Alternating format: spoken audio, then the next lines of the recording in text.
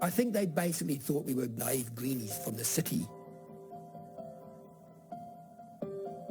I'm sure they thought that we had come here with all these ideas and within a year or two we'd find it was all just too hard and it wasn't happening and we'd go again. Here we are 31 years later.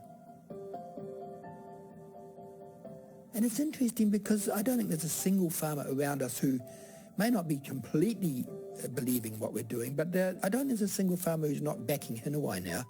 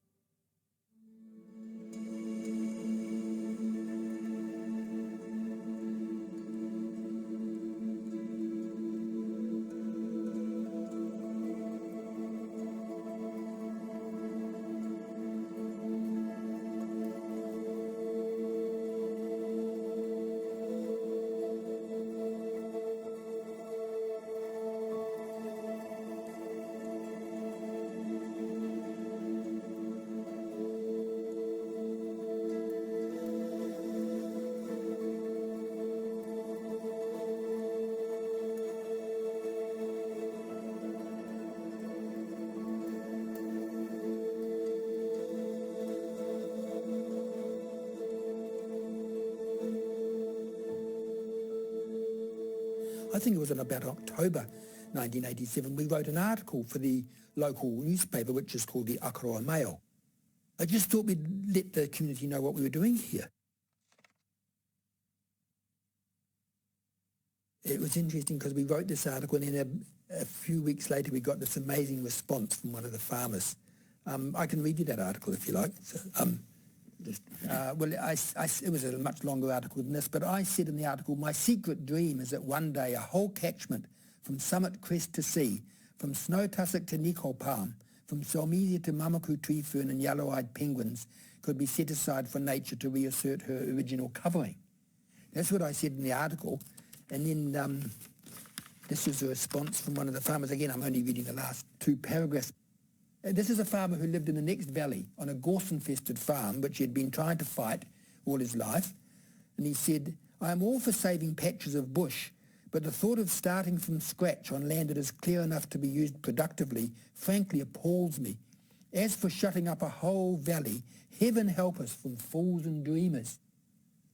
I love that. I regard that as a great compliment, because we need a few more fools and dreamers in the world, I think.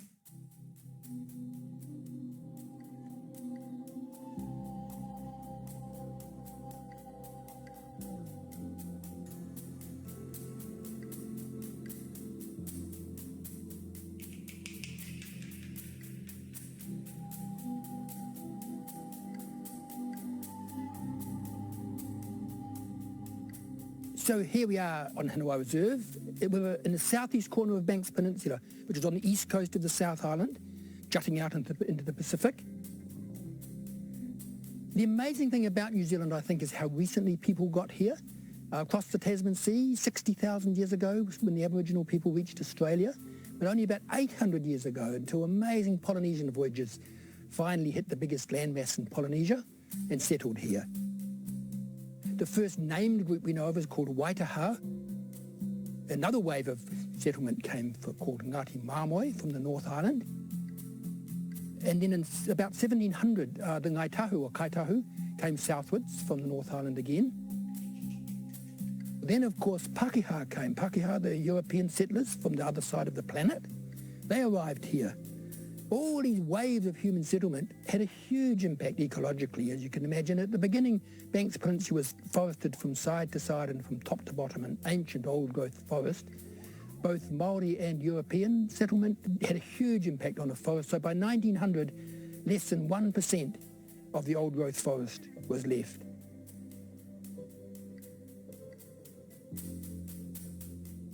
So Hinawai Reserve, it's a result of the Morris White Native Forest Trust. We look after 1,500 hectares. It's quite a big area, several catchments. The whole idea was to make it possible for nature to speed up the regeneration of the native forest and restore the native biodiversity as much as is possible, because we've lost some things altogether. Conservation was our first goal, to restore the biodiversity on which we're all completely dependent. We sometimes forget that. Some people say, well, why are you restoring the forest? In a way, saying why are you doing it is like saying, why should you love your mother? That's what a sort of parallel. We're totally dependent on vegetation and the wildlife it supports for our own lives. We wouldn't be here if it wasn't for plants and vegetation and animals and birds and so on. In the winter you can see it coming down the sea. And there's lookouts here. So our prime goal is conservation, but from the very beginning we decided that people would be able to come here freely and whenever they wanted, without asking, could just come and walk our tracks. And there's many kilometres of walking tracks now. So it's really like a little mini national park right on the doorstep of Akaroa itself.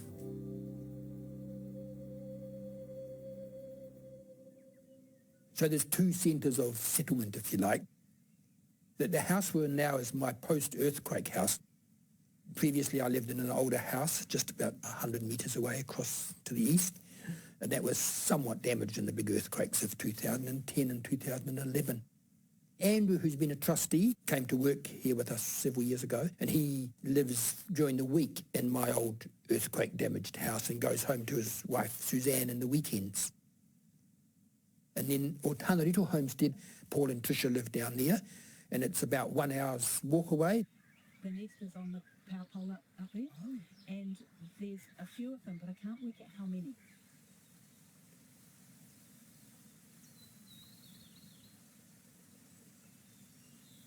This is Hinawai Stream, the first crossing. This is permanent flow here. Even in the driest of drought years, we've never lost our flow in the larger streams. And it's amazing when you think of it, because a lot of people think of Banks Peninsula being a sort of an open, dry, grassy place, but this is really what Banks Peninsula is and was. And the water is a very prominent part of it.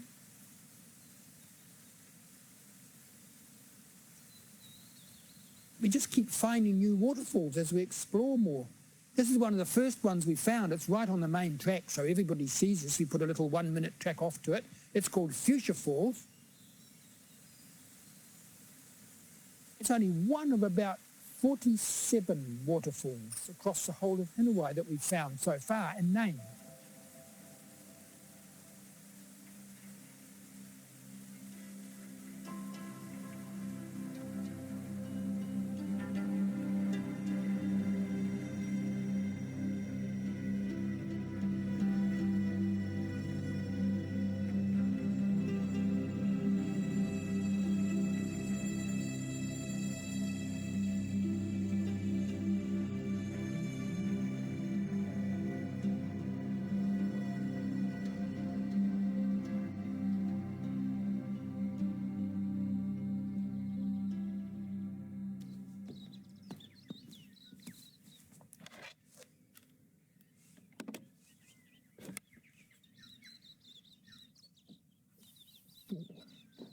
You can't meet Hugh and not just like him.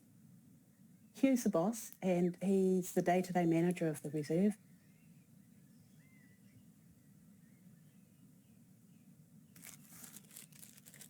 He gets up every day, he has the same routine and he goes to work. And work is hard. We don't use vehicles to get to work, so the work site might be 2 hours walk away. And so 2 hours after walking to work, you start work and you work all day and then you walk home for 2 hours. And when he gets home, he'll have his bath and have his dinner. And from about 7 o'clock or 7:30, he's ready for his evening. And so he sits at his table and he starts working. And he does all the paperwork involved with Hinawai. He writes letters, he writes submissions, he writes and he writes and he writes. Then the next day he gets up and off he goes again. He's amazing. It's his life. It's his dream.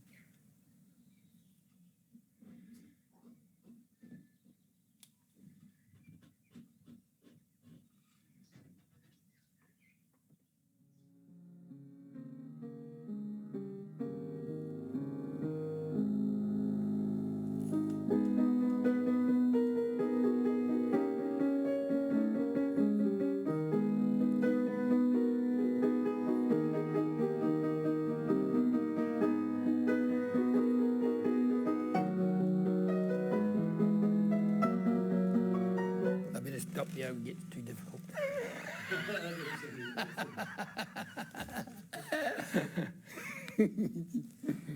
Ha.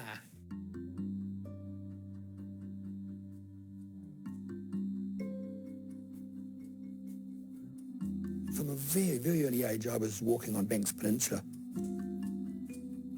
I remember getting very interested in bird life, and I thought, oh, I'll grow Banks Peninsula plants in the back garden of our family home.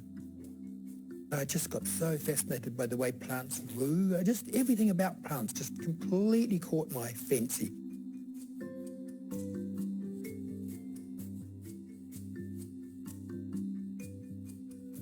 It was interesting at university because I had decided from the very beginning to do both arts and science. And it was botany I went on with, really. So for several years I'd been tramping on a regular systematic grid pattern of sampling across Banks Peninsula, doing in much greater detail than had ever been done before, a detailed botanical look at the peninsula. And then as I was doing this, I was thinking, gosh, I thought it had been completely trashed, but there's so much still here, a lot of it coming back. So all this made me think, I'd love to look after a bit of this land and let this all happen. And amazingly, I was introduced to this guy called Maurice White. He'd set up a fund to purchase land for conservation purposes on Banks Peninsula. He said, would you be interested in being involved? And I think I waited about half a nanosecond and said yes. We started looking for land, and I kept my eyes sharp open. And on this particular bit of land, which was the original part of Hinawai, 109 hectares, I said to Maurice, look, this is ideal. It's a reasonable size, but not huge. It's got old growth forest on it, so we can see what the end result would be of a regeneration program. And it's basically uneconomic in marginal hill country, which really shouldn't really be farmed at all.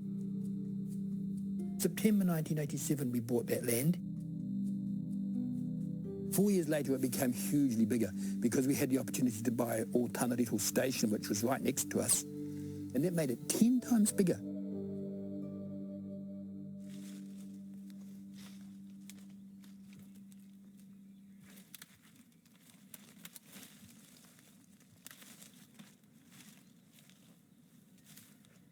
The local community was a bit suspicious about what we were doing, I have to say. All the farmers in the area thought he was a total nutter. When I first heard of the fact that Hugh and the Trust were going to use gorse to help regenerate the natives, I was a sceptic of it. They went, no, he's going to let gorse grow. You can't let gorse grow. I come from a rural background. Gorse is a weed. You get rid of gorse. You burn it, you poison it, you bulldoze it, but you get rid of gorse. Gorse is a terrible, terrible weed for pastoral farming. It's shocking. And no one, let alone me, would deny that. But it's also, almost nothing is black and white, is it?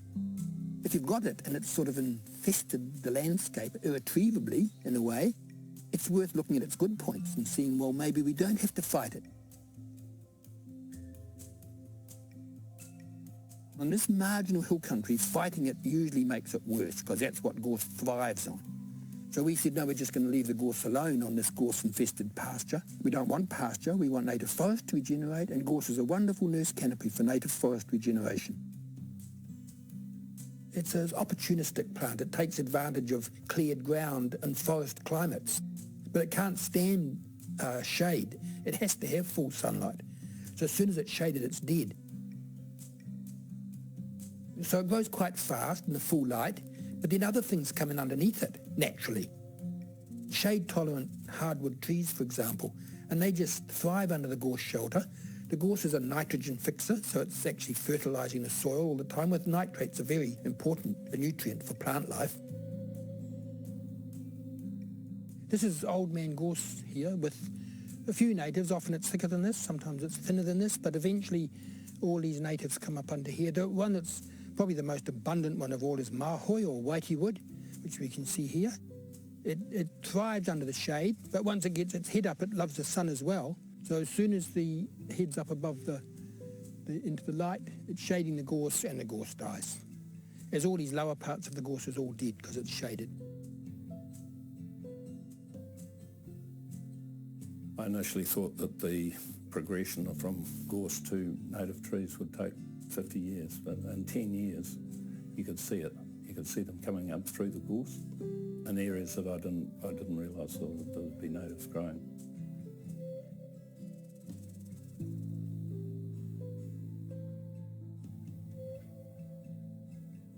Now, of course, you're not getting pasture back, but you're getting native forest back with all its benefits. Increased benefits now with carbon sequestration as well as all the ecological and biodiversity values that are being fostered this way.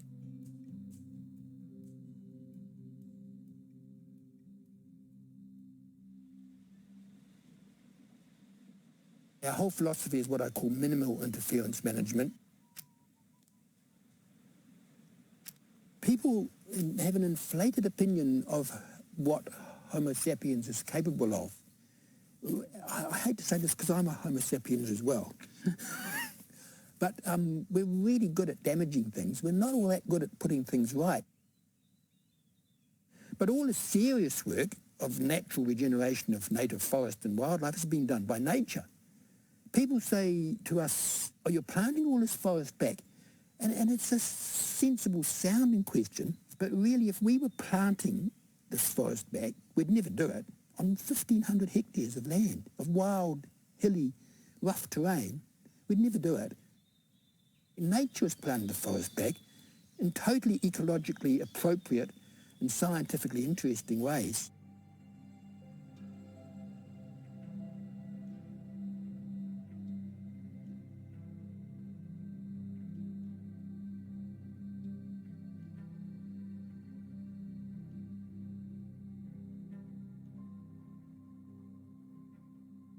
There's millions of hectares of productive farmland in New Zealand on good soils or on easy terrain.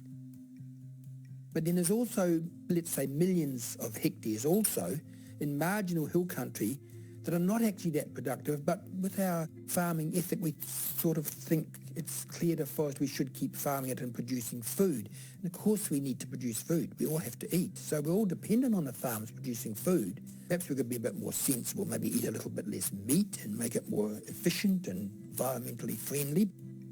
But my idea, even New Zealand-wide, and particularly with the possibility of income now from this land as carbon sequestration, you stop trying to farm that land.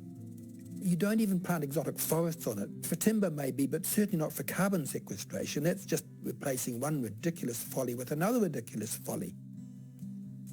The scene is wide open for taking this marginal gorse-infested hill country and letting it just do what Hinawai is doing on a much grander scale and regenerating into native forest on its own. We don't have to plant this stuff. Nature's doing it. All we've got to do is take away the deleterious things that are stopping it happening fast.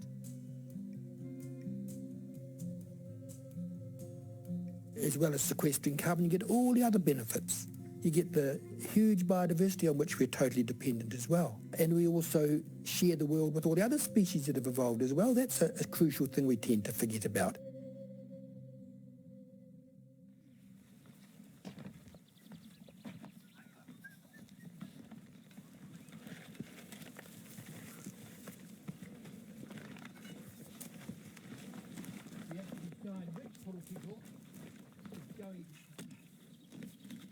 Got to be reasonably deep because we don't want it too high up.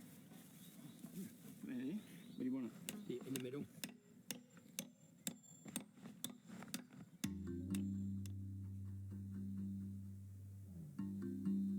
Everything's done very slow here. People walk. Paul and I will use a vehicle, but Hugh doesn't use a vehicle. He'll cycle or he'll walk. So he doesn't believe we should be using fossil fuels, and instead of saying don't use fossil fuels, he just rides his bike. And he'll use public transport. I'm a technological person like anyone in the modern world. I have a house with electricity. My hot water is heated by the sun, by solar panels on the roof, but I don't have photovoltaic cells to create electricity here, and we are on a national grid here. So that's quite a big technological thing. I have a landline telephone. I don't have a cell phone. It wouldn't be pointless anyway because we're out of cell phone range here, thank goodness, thank heavens. I'm not against all this technology. I'm not anti it, but I don't want it. I'm very happy with the level of technology I have here.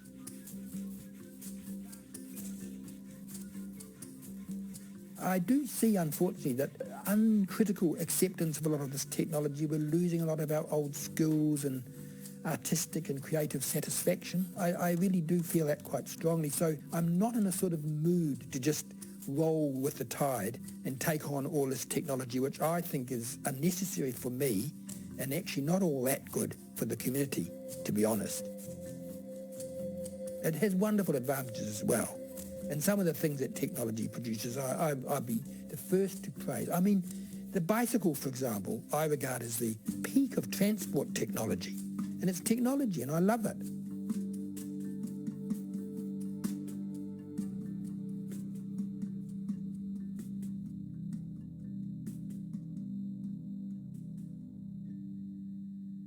I love my work here, and I meet innumerable people here. I'm not a hermit.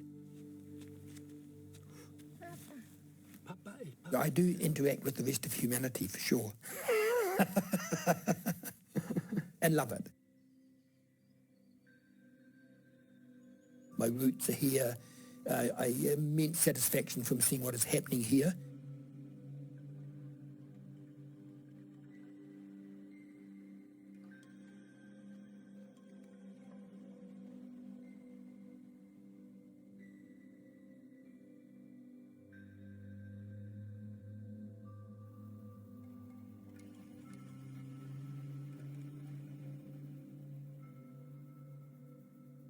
Fire has always been our biggest fear, I'd say. In 2011, we had a major lightning strike here.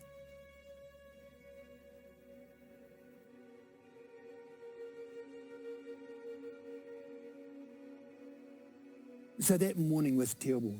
We actually saw the thunderstorm come over. It was almost a rainless thunderstorm in July.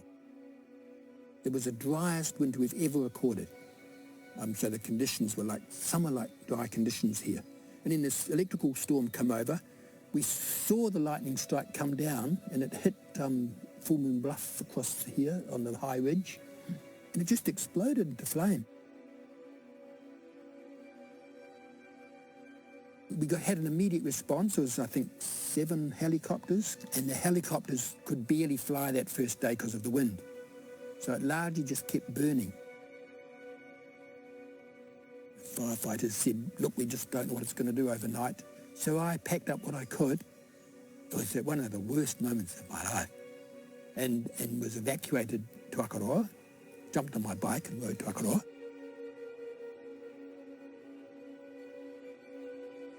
In the morning I woke up there, looked up, and the whole of Taraterehu, Stony Bay Peak, was just ringed with fire. And by that time the wind had died down, and then the helicopters could fly, and they took monsoon bucket after monsoon bucket out of Putakitaki Pond. But the interesting thing was, every time it was burning fast through gorse, every time it hit a bush edge, or regenerated native bush edge, or even beech forest, older growth forest, just went out. So there was almost no native bush destroyed. Huge areas of gorse with natives coming through, but was still largely gorse, that was burning hot and fast.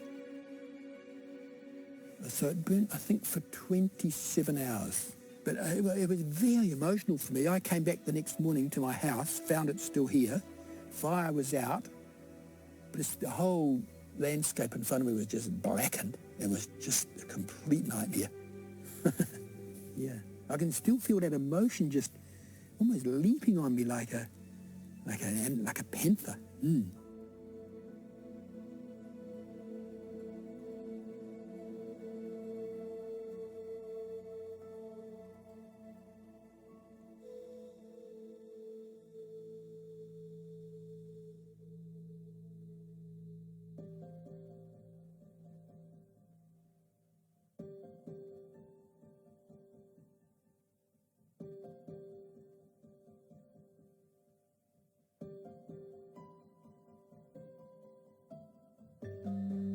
I think the community now, by and large, is absolutely in support of Hinawai. We realised that the way farming was done over the years had to be changed, and I think what Hugh has done has helped people realise that it can be done in a good way. I think it's a really interesting time to be involved in conservation. There's this great groundswell now of people who are closing off whole gullies because it's uneconomical land, so they're letting the bush grow back, and they're fencing it off so that nature can be there, so that we can have these corridors, and so that the birds can move and the insects can move and things can get from the summit to the sea and over the hills to the next one.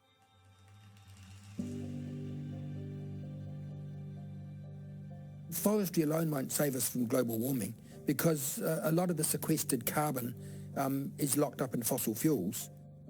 But even covering every inch of dry land in the world with forests wouldn't sequester enough if we keep on burning the fossil fuels that have been sequestered for millions of years.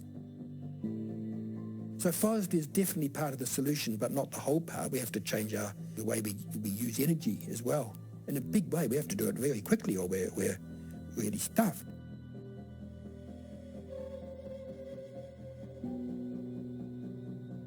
No one person can solve these massive problems. So all you can do and all the universe can expect of you is to do your best. Your best can be all sorts of different scales. We're doing our best here in terms of human life and the ecology and biodiversity and climate and other species sharing the planet with us, all those things. Plant for the birds, plant for the bees. Throw a few flowers in your garden. It doesn't have to be as big as Hinawai.